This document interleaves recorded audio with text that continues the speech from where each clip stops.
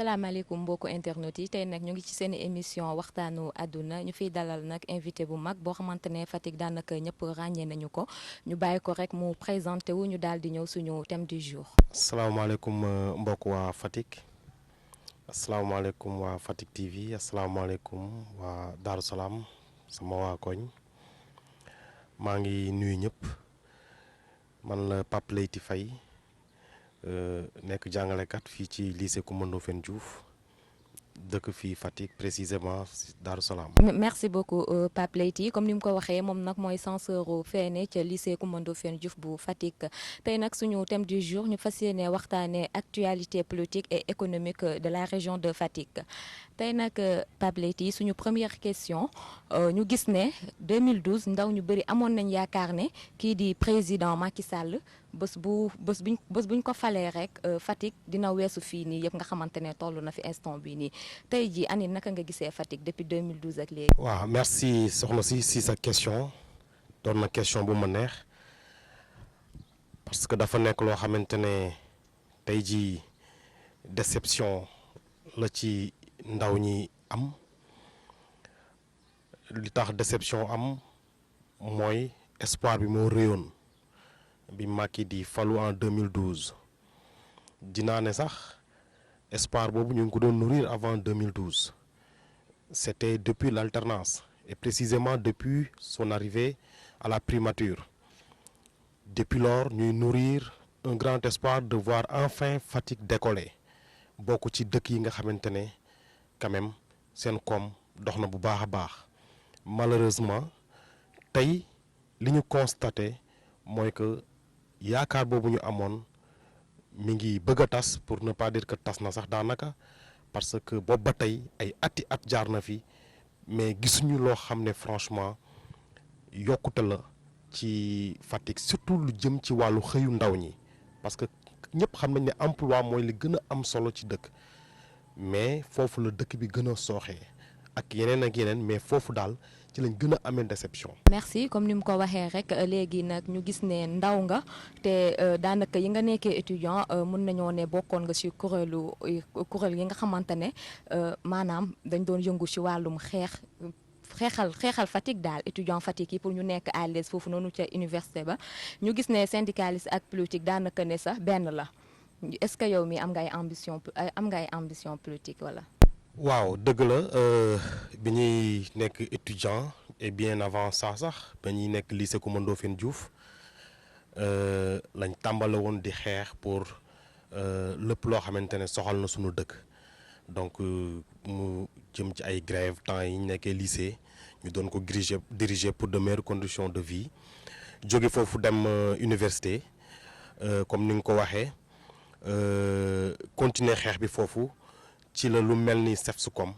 ñu créé woon ko ma nekk le premier à avoir présidé l'assemblée formative du bureau de la CEFSUCOM sama homologue collègue Mamadou Ngom ñaa am honneur diriger ko bu njëkk donc loolu ñun ñoo ko créé tey suñuy rakk di ko jëriñoo ñu jóge foofu créé le cercle des étudiants libéraux de Fatick loolu man maa ko créé woon quand on était à l'université booba noona Macky mi ngi woon primature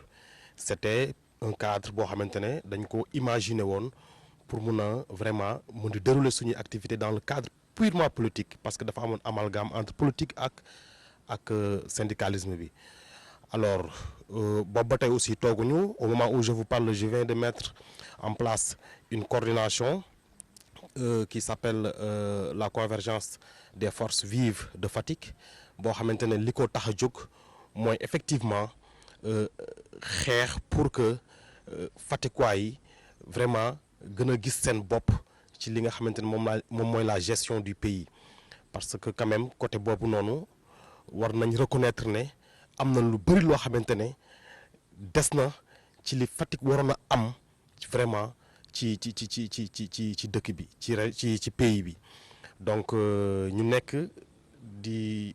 ay ndaw nekk ci koñ bi ku nekk ci ñun war a am rôle war a am devoir boo xamante ne war na ko jouer pour le développement de sa localité loolu moo sabab la mise sur pied de cette convergence de toutes les forces vives boo xamante ne man maay le coordonnateur ñu mettre ko sur pied récemment di ci liggéey bu yaatu nag tàmbali nañ ko incha allah ci xam naa semaines yi di ñëw dinañ wàcc sur le terrain pour des actions concrètes grosso modo daal loolu la loolu nag pour revenir à votre question politique génnu si parce que politique du lenn lu dul di yëngatu pour loo xamante ne dina jëmale sa gox kanam donc ñun dañuy faral di jàpp ne ministre ba wala député ba wala leneen mooy politicien mais non politique ki toog ci paa ba toog ci kër ga sax te bu xëyee ba ngoon jot mi ngi yëngu ci loo xamante ne goxam dina jëm kanam loolu politique la donc su boobaa damay naan kon man damay politique. ñu gis ne ndaw ñu bëri biir Fatick temps yi ñu ngi ñaxtu bu baax ne président ndaw autorité yi nga xamante ne teg na leen fii nii ci biir Fatick maanaam seen liggéey des na lool ci lu jëm ci côté ndaw ñi ndax mun nañoo ne ndaw ñu bëri biir Fatick ñu ngi toog ak seen diplôme mais amuñu xëy amuñu gontu it dañuy toog si buntu kër yi di naan ataaya. waaw balaa may répondre si sa question soxna si danga may rek ma indi benn correctif benn rectification bu ndaw dang ne comme man dama am ambition politique ma lay xamal ne awma ambition politique dama ne la maa ngi yëngu ci lépp loo xamante ne dina jëmale sama dëkk Fatick dina ko jëmale kanam donc loolu politique du ko weesu mais du caa gën dama bëgg a doon lii wala lee non fi ma nekk nii maa ngi politique parce que maa ngi xeex suba ak ngoon pour lu jëmale sama gox kanam maintenant comme yaa ko wax te waxoon nañ ko à l'entame aussi problème mu emploi mooy problème mu jeunesse faticoise loolu nag vraiment doon na loo xamante ne lu doy waar la te li ko mënoon a dindi tey mooy créer des conditions c'est vrai am nañ ay diplômes ñi waroon a jàng nañ am na si quelques yoo xam ne jàng nañ métier aussi wante loo am diplôme loo am métier te gisoo liggéey mais mënoo liggéey. usine biscuit boobu noonu ñu annoncé woon Saint-Turc précisément ak usine buy defar ay ginaar buy yar ay ginaar di ko transformer mooy usine de production et de transformation du volaille promettre noonu nañu ko benn bi c'était en 2013 avril 2013 beneen bi c'était en 2015 Saint-Turc mais tey li ñu seetlu mooy munoo wax kenn koo xamante ne mi ngi xëy di liggéey ci usines yooyu di ñëw amul munoo gis kenn koo xamante ne lekk boo xamante ne nee nañ ci usines yooyu la jógee amul son excellence monsieur le maire de la ville temps yee jaar na ci antenne RTS ma suivre ko mu naan projet yooyu noonu ñu ngi ba tey en cours dañuy am ay quelques jafe-jafe yoo xamante ne dinañ ko décanter mais jafe-jafe yoo xamante ne depuis 2013 quand même ça fait beaucoup ça hein alors mu doon encore une fois beneen déception rek te ñuy wax également ne au passage bëgg nañ seen turc boobu noonu ak aceka cynique boobu noonu ñu gën ci wax lu leer parce que dafa am loo xam ne dafa tey xel en tant que citoyen man bëgg naa xam li xew te waa Fatick aussi jàpp naa ne bëgg nañ xam li xew ci usines yooyu ñu annoncé woon te gisuñu ci dara ba tey lépp lu ñu mën di expliquer nag résultat bi mooy tey constat bi mooy gisuñu dara après des années et des années Saint-Turc nee nañ ñu FONGIP ñëw na fii pour appuyer ko pour relancer waat activités yi parce que dafa am problème mu fonds et au départ on nous avait dit que c'est une entreprise turque qui allait investir à Fatick mais comment une entreprise turque entreprise boo xamante ne Turquie la moomu ñëw Fatick war fi ubbi usine ñu def étude def lépp xool lépp li nga xamante ne moom moo war pour ñu def ko ci ñu ne ñoom pare nañ pour def ko ci bañ jox leen suuf ak lépp pour ñu def ko ci jox leen conditions yi nga xamante ne yëpp war na leen ko jox après ñu dem ba ci bi ñu noonu dañoo am problème mu fonds ba FONGIP maanaam loo xamante ne Sénégal la ko moom xaalisu Sénégal suñu xaalis ñun ñi ñu war leen ko jox pour ñu relancer waat seen activité mais loolu man bi ma ko gisee dama waaru parce que damay gëstu damay def ay investigation ci samay gëstu loolu laa gis muy lu doy waar parce que entreprise étrangère mënul ñëw ne daa am problème mu fonds pour def liggéeyam ñun des Sénégalais ñu koy jox suñuy xaalis pour mu def liggéeyam alors que 80% 80% ci li mu war a defar da ko war a exporter dem jaay ko bitim réew mais loolu xel da koo mënta nangu moo tax bëgg naa xam bu fekkente ne vraiment la municipalité ñu ngi may dégg mais war nañ ñu leeral loolu Cekasining aussi n'en parlons pas hein? Donc une entreprise de 94 milliards et demi annoncée qui allait débuter dans quelques mois mais on est aujourd'hui 7 ans après cela doy na waar donc on a vraiment besoin d'éclairage par rapport à ça ñu ngi ciy gëstu nag bu ñu leeralul aussi la municipalité bi nga xam ne moom am devoir leeral nañu bu ñu leeralul aussi ñun par des canaux yoo xamante ne dinañ ko ut parce que wax naa la fii ne la ñu ngi liggéey ci loolu dinañ xamal population bi li nga xamante ne moom moo am ci loolu yëpp. si comme ni nga ko waxee ci municipalité bi ñu daal di ñëw foofu noonu mooy problème mu inondation yi fii nii ci Fatick daanaka ne taw bi mën nañoo ne xaaju Sénégal yëpp la laal mais fii nii Fatick est-ce que waruñu woon a weesu fi nga xamante ne tali yi ak kër yi ak yenn bërëb yoo xamante ne ndaw ñi dañ fay nekk di fa def seen sport waruñu woon a weesu foo xamante ne Fatick day taa. merci soxna si question boobu aussi question bu am solo la problème inondation dafa nekk un problème d'actualité tey foo dem ci Sénégal ñu ngi wax inondation di ko waral mooy ndox bu bëri daf fi wàcc wante comme ni ngeen ko xamee cela fait 10 ans presque aujourd'hui ñuy joxe xaalis bu bëri nguur Sénégal di génne xaalis bu bëri di ko dugal ci mbir inondation donc le plan décennal dégg ngeen ko qui tourne autour de 700 et quelques milliards 760 milliards précisément tey Sénégal mën na nekk situation bi loolu dafa doy waar Fatick nag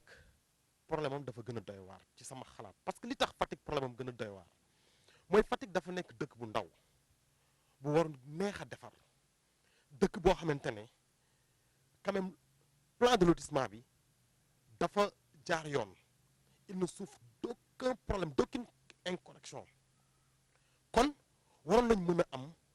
ay benn système de drainage des eaux parce que géej gaa ngi nii soriwul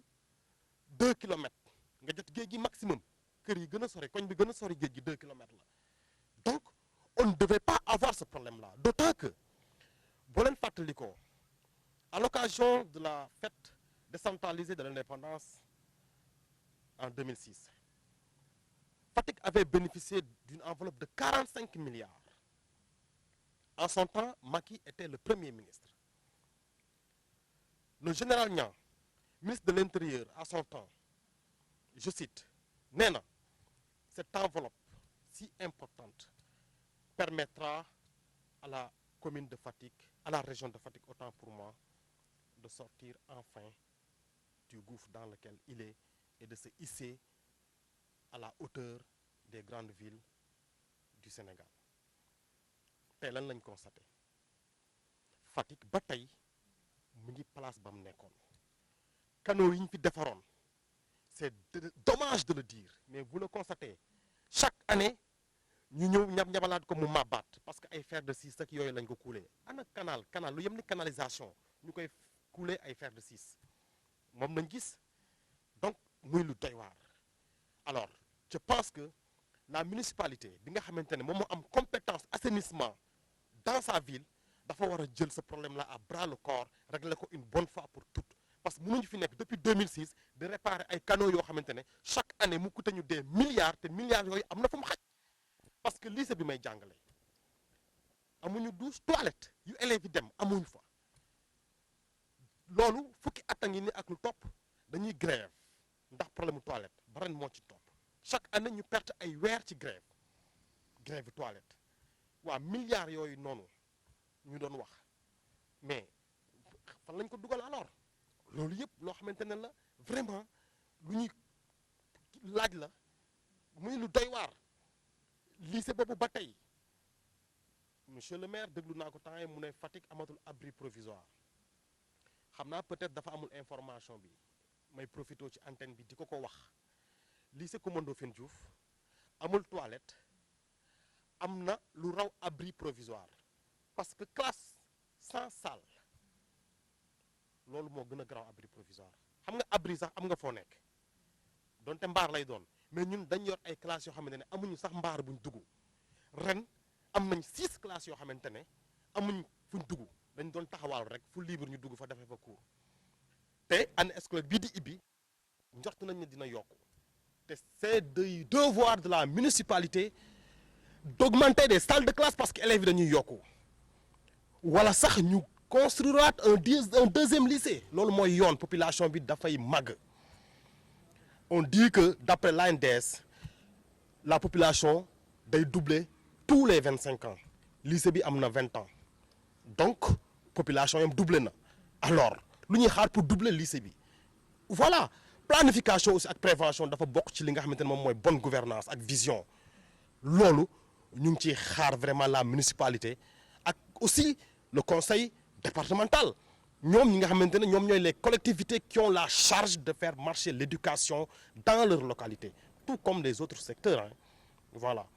ñu gis ne ren nawetaan amul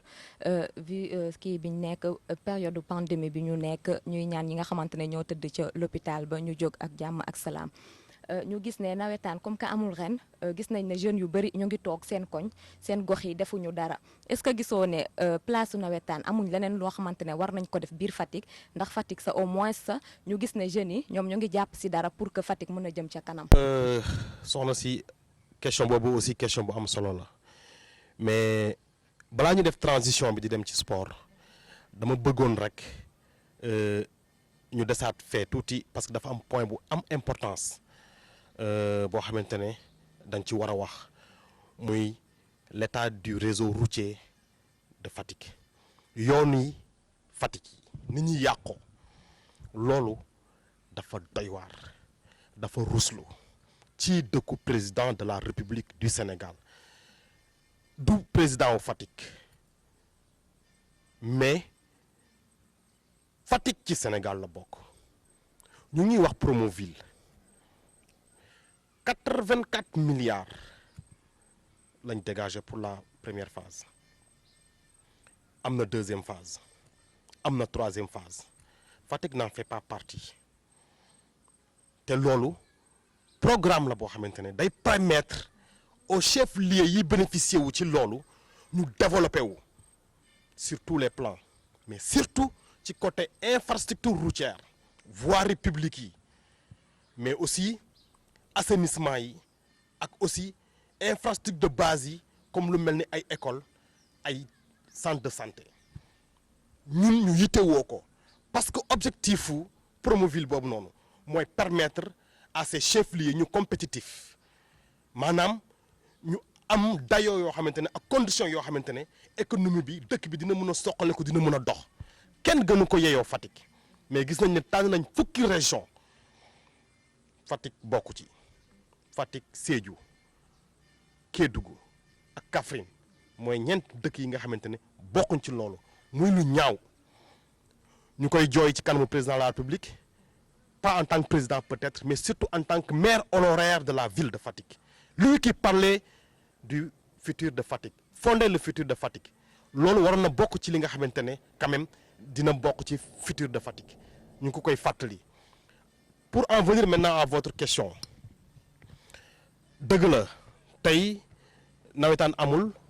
ñu si massaw tout le monde sportif li xew ñëpp xam nañ ko ñuy ñaan yàlla mu jeex fi mi ngi wàññeeku yàlla na jëm kanam jeex fi très bientôt activité sportive yëpp mën a démarrer waat di wax na rek loo xamante ne la war nañ ko mettre à profit vraiment pour que ville Fatick mun ci bénéficier wu moo xam surtout ci côté assainissement bi mais toutes les activités yi nga xamante ne jeunes yi mënoon nañ ko indi ñu indi ko vraiment loolu doon na doon lu am solo mais dafa waroon doon loo xamante ne aussi dañ ko waroon a coacher dañ ko waroon a maanaam accompagner xam nga les organes yi nga xamante ne ñoom ñooy doxal nawetaan yi muy l'ODCAV comme il s'agit de notre département en collaboration avec la municipalité waroon nañ mun a quand même ci sama gis-gis élaborer des programmes yoo xamante ne dina mën a permettre question yooyu yëpp ñu profitoo ci pandémie bii nii pour mën a gérer lu bëri ci biir quartier yi mais malheureusement tel n'a pas été le cas dañ ne bu fekkente ne jeune mi ngi ci sa koñ da nga koy booster da ngay exploiter li nga xamante ne moo nekk ci moom comme potentiel malheureusement loolu mooy aspect bi nga xamante ne moom moo manqué ñu passé ci à côté pour vraiment période pandémie bi ñu toog yëpp te defuñu dara mais jeunes yi également c'est l'occasion de lancer un appel ñu xam ne gox yi aussi seeni gox la waruñ di ci xaar à chaque fois les collectivités locales war nañ di yëngatu di xool li nga xamante ne moom mooy jëmal seen gox kanam ñu si yëngatu di bañ si xaar rek les municipalités et le conseil départemental. Daaru Salaam bi ma dëkk nag am na si ay quelques jeunes yoo xamante ne am na lu ñu si jot a def ay defar tali yi fii wàccee suuf si ci tali bi ainsi de suite mais xam nga tali yu xar ba jeex mënoo ko defar donc may profité de lancer occasion ñu gën a bàyyiwaat xel vraiment ci seen devoir aussi mooy di wàcc sur le terrain. école yaa ngi fi bëri nañ ñax jàkka yaa ngi fi bëri na ñax am na ndox école mi ngi ibbi si léegi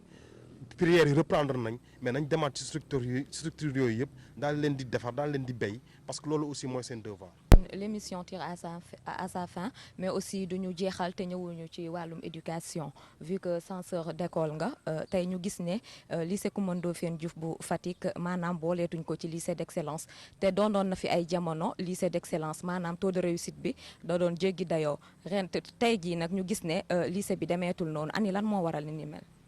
loolu noonu wax naa la ko sànq booy xool am na fu ma ko waxee lycée bi dafa bëri ay jafe-jafe. effectif waaw jafe-jafe yi la parce que booy liggéey da ngay liggéey dans des conditions optimales moom moo mën a indi résultat parce que bu fekkente ne yow miy def émission bi tey sa micro bii nii day sooxe day tàkk ak a fay émission bi ngay def du mën a normal dinañ dégg lii duñ dégg lee donc école foo xam ne ay ndaw dañ fay xëy dafa yenn ba ngoon jot bu fekkente ne amuñu toilette yu ñu mën a dem tuuri ndox wala yu ñu defee seen i besoins naturels mais loolu noonu jàng bu normal mënu faa am classe yi dañoo xar da ngay toog sa xel di nekk ci est-ce que bâtiment bi sax du daanu wala leneen mais dafa doy waar te image yi wër na réseaux sociaux yëpp ñëpp gis nañ ko alors munoo toog bëgg a am soxla besoin pour dem ci toilette yi munoo dem mais loolu mënut a ànd ak concentration leneen li mooy wax naa la ko léegi élèves yi dañoo ëpp école bi parce que benn lycée moo am Fatick. donc ay effectifs yu pléthorique la ñuy liggéeyee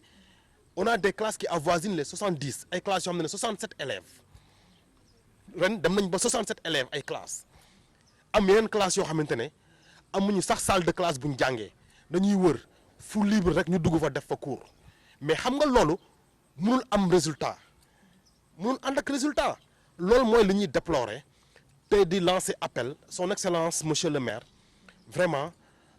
ñëpp ñi nga xamante ne ay doomu waa Fatick lañ ñu jàppale ñu ci lycée Coumba Ndoffène Diouf lycée bi màgget na lycée bi amatul toilette lycée bi élèves yi bari nañ ëpp nañ sax laay wax donc dañuy war a indil beneen lycée defar bii non seulement mais indi beneen lycée te li ñu dal ci Promoville bi man loolu laa constaté waat rek ci lycée yi am na benn programme national de réhabilitation des établissements programme boobu ay milliards la. établissement yu bëri réhabilité waat lañ leen defaraat lañ yeesalaat leen yokkaat seen capacité lu ci mel ni ay ñoom Lamine Gueye lu ci mel ni ay ñoom Ngalandou Diouf mais Fatick lan moo tax ba mënul am ci loolu encore une fois dafa di loo xam ne ñun mënuñ ko comprendre Macky Sall dañ koy demander franchement mu xoolaat bu baax dëkkam barke démb ñëw na fi romb fi dem rombaat ñibbi taxawul waxut ak kenn muy lu ñuy naqarlu parce que nag yoonam lu mu xatoon xat Macky Sall waroon na jaar ci biir dëkk bi bu dee day yëkkati loxo sax paa yeeg maire yi jeex na gis xool au moins sax mais il ne l'a pas fait muy loo xamante ne c'est irrespectueux envers sa population loolu dañ koy wax ku ko waxul da nga ko ñemewul Macky Sall li mu def keroog rafetul ñaaw na ci Fatick moom nag wax na une fois ne Fatick desalatu ko dara jox na ko lépp kon nag wartoon am taxawaay bii mu am envers Fatick bu meree ay leader am loolu moom ay leader am la nous population de Fatick defuñu ko dara kon nag war na xoolaat taxawaayam ak Fatick. Fatick c'est sa ville, Fatick c'est sa maison, Fatick c'est son berceau, na ko xoolaat bu baax a baax voilà. Jusqu'à présent ma ñëw ci résultat baccalauréat yi ni nga xamante ne moom ngeen ko defee bii yoon ndax pandémie bi fi am élèves yu bëri ci ñi nga xamante ne ñoo doon def terminal ñoom dañoo gis ne ni ngeen joxee ren résultat yi maanaam yan du yoon daal vu que ñoom dañuy toog di xaar seen téléphone dañuy naan man est-ce que aw ma sax mais ci ñoom ci seen i li ñuy ci ni ñuy délibéré affaire yooyu noonu xam naa peut-être moo tax ñoom kiiwuñu ma xam nga nu ma la ko mën a waxee exactement mais en tout cas ñoom daal nee nañ c'est sûr et certain que ne am na ñoo xamante ne am nañ mais jotuñ leen a lancer message pour wan leen ne yéen ñi am ngeen rien que pour wàññi taux de réussite bi vu que ne maanaam xale yu bëri defuñu li nga xamante ne moo di second semestre. waaw loolu moom dañ koy naqarlu ay dysfonctionnement li ñuy wax dysfonctionnement xam nga l'école sénégalaise est un système décision la boo xamante ne mi ngi jógee office du bac wante ñu nag office du bac yëpp ñoo bokk système bi kon mënuñoo dédouaner ñu donc dysfonctionnement la ñoom nee nañ ba ñuy jël mesure yooyu dañ xalaatoon ne mooy li gën parce que regroupement bi lañ doon bañ ndaxte pandémie bi la tombel Covid 19 bi dañuy tere regroupement ci service yi yëpp donc pour bañ regroupement boobu élèves yi di def ak population bi di ñëw di jël ci résultat moo taxoon ñu ne dañ leen di envoyer résultats yi par SMS dinañ ko aussi wax ci rajo communautaire yi wax nañ ko ci rajo yi message yi am na problème juum nañ am ñoo xamante ne envoyé nañ leen message leen am ngeen te amuñu am ñoo xam ne jotuñu sax message far mais message ñëpp xam nañ ne problème mu réseau la mën na réseau bi mën na baax yenn saa yi du baax muy ay très bien muy ay dysfonctionnement yoo xamante ne xëy na ñoom ñu décider loolu jàngaat nañ ci te dinañ ko rectifier ñun à notre niveau au lycée Coumba Ndoffène Diouf liñ mënoon rek mooy appliquer li nga xamante ne moom mooy directive bi nga xamante ne moom mooy directive office du bac bu mënee appliquer sax du ñun ñooy joxe résultat mais mënuñu def leneen lu dul seetaan leen ci loolu mënuñu woon jël beneen mesure bu dul bàyyi leen parce que office du bac moo organisé moo indi ay nitam ñu organiser bac bi defar ay seeni résultats dal di proclamer ñoom niñ leen ko santé ñun on était juste là pour accompagner leen mais bi nga xamante ne résultats yi génn na ba ñu envoyé message yeeg kii rajo ba ñun jël nañ suñuy matuwaay ñun waa lycée jël kayit yi daal di koy taf loolu bokkutoon ci liñ santaane mais ñun ñoo jël suñuy responsabilité pour mën a dimbal élèves yi ñu ñëw xoolal seen bopp xam li xew exactement. ci classe intermédiaire yi ñu gis ne ren taux de réussite u BFEM yi maanaam lu baax la taux bi élevé na trop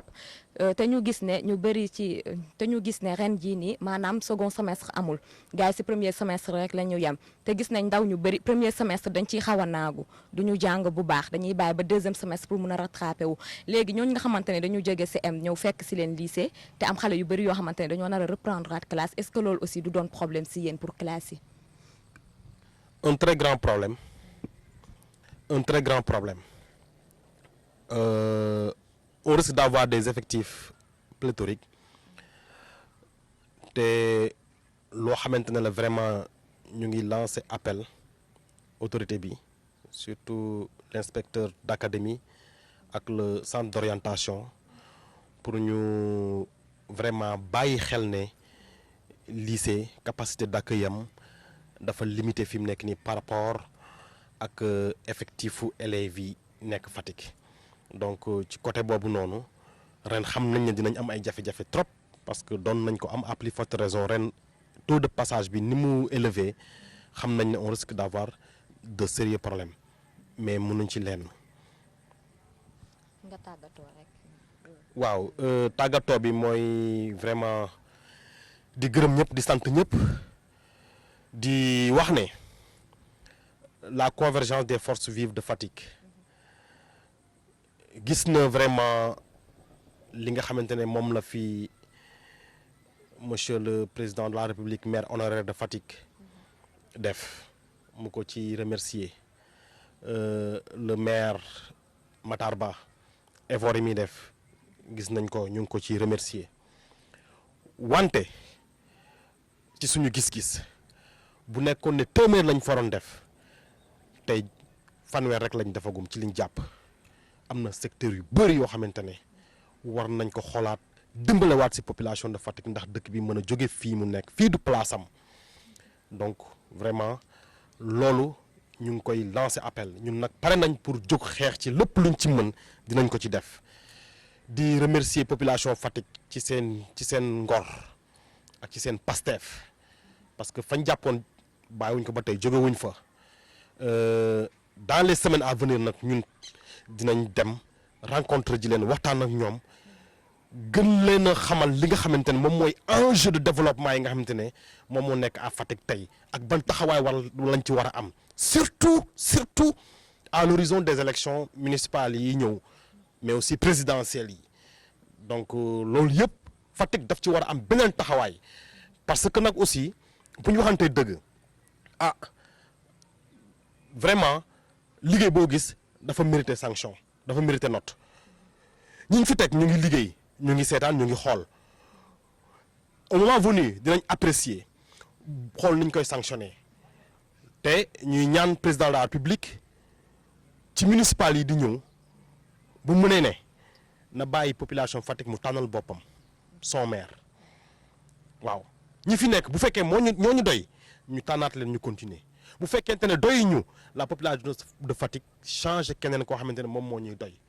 mais dañ koy ñaan mu génnee ci loxoom parce que moom président de la République la wax nekkul maire Fatick kon nag na bàyyi Fatick mu gérer problème am voilà. merci beaucoup comme ni ngeen ko gisee rek tey nag Pape Leyti lañ dalaloon tey ci suñu plateau émission waxtaanu àdduna fii nag la ñuy daal di yem ak yéen di leen di jox dig daje ba beneen incha allah merci beaucoup.